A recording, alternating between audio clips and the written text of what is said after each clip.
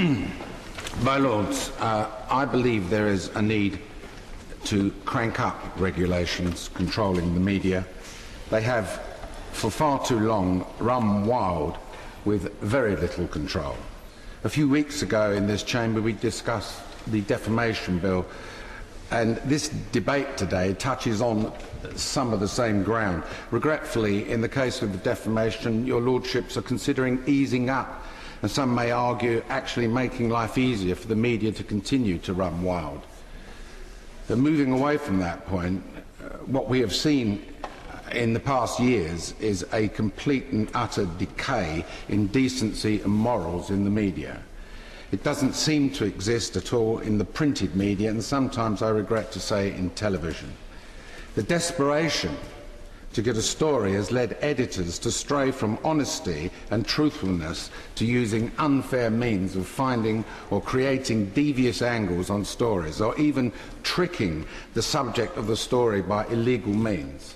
This, of course, your Lordships are fully aware of in light of the recent inquiries carried out by Lord Levinson. My Lords, it is my opinion that journalists should be licensed.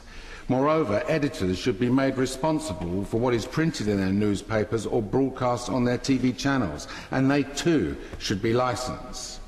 I don't see there is any room for self-regulation. There should be an authority which dishes out, for want of a better word, yellow cards, or ultimately red cards, for those that continually abuse the system. To use our American cousins' terminology, 3 strikes and you're out. In other words, your newspaper, your television channel has been guilty of publishing lies or indulging in irresponsible journalism under your watch, and therefore you are banned from operating as a newspaper or television editor. In the same way that a company directors are disqualified from running companies when they act irresponsibly and illegally. The Press Complaints Commission, I regret to say, is weak. I apologise to Lord Wakeham because I know that he was the chair of it, but I take a point that he raised about a footballer having to spend £500,000 to defend himself, to get some justice. Well, doesn't that answer the question? If the Press Complaints Commission actually had some clout amongst the press, one wouldn't have to go and spend any money with lawyers. They would actually punish the media.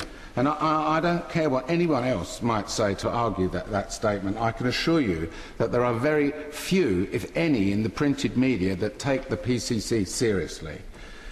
There was a day that the once great newspaper, the Sunday Times, would spend months working on a story, breaking news on some revelation. The journalism was carried out very diligently and carefully so that the content of the finished article was accurate. These stories took weeks, if not months, to develop and were kept under wraps until they broke, bringing massive revelations. These days, newspaper editors are demanding a story a day. They are forcing their staff to fabricate stories, to make up stories, to provide compelling headlines for their front pages. It is this pressure which is inducing the staff to act illegally in the manner in which the Levinson inquiry has covered in full. It is impossible for journalism to be treated in the same way as a production line. You cannot fabricate stories in matters of public interest simply because events are not occurring as regularly as the newspapers would like them to. And because of this, my lords, you get this low-class journalism where journalists are trained to trick contributors of their articles or programmes, where the content is edited in such a manner that it is misleading, where headlines are created from throwaway remarks or taken completely out of context. And look, here, today, a double-page spread in The Sun accuses the noble Lord Sugar here of blasting the BBC.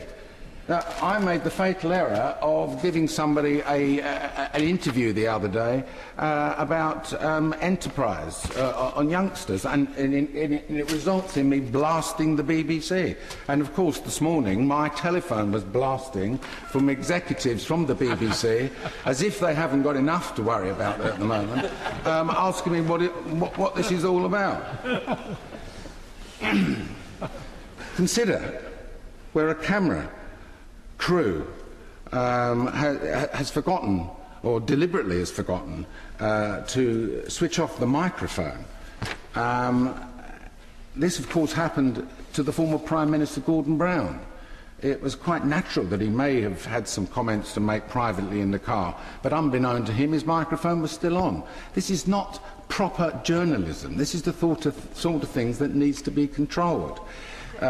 Other examples is the murder of Joe Yates in Bristol, where the pressure on journalism was such that effectively they accused her landlord of murder. He was questioned by police, was found not to be guilty at all, but nevertheless they had him hung.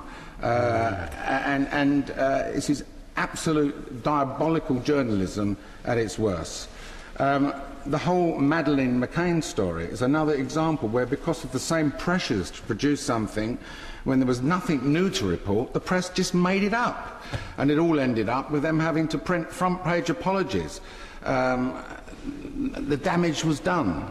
The damage was done, and you can never repay that damage. I do hope that the Levinson inquiry not only concludes that things have not only concludes about things that have been done, but also results in some practical recommendations on regulating the media, with provisions that can result in prosecution for people who act illegally, and more to the point, the suspension of high-profile editorial staff.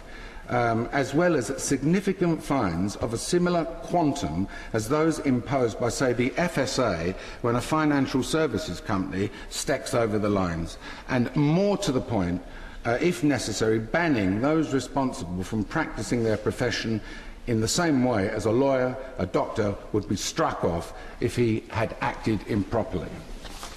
Yeah.